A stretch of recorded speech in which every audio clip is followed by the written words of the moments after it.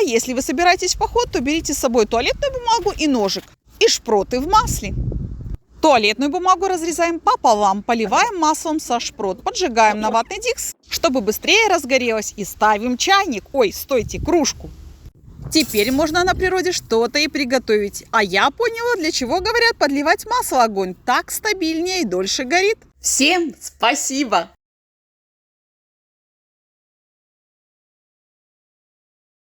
Для себя, я надеюсь, вы запомните следующее. Разжигаем с помощью ватного диска. Бумагу поливаем маслом, чтобы дольше горело. Берем таблетки Аквабриз, если не хотим таскать воду.